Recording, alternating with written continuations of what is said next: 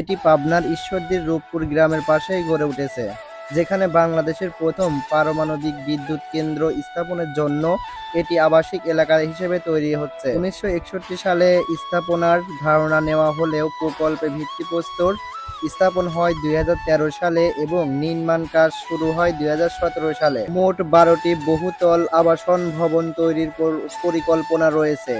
20 তলা 12টি, 16 তলা 7টি এবং 15 তলা 2টি।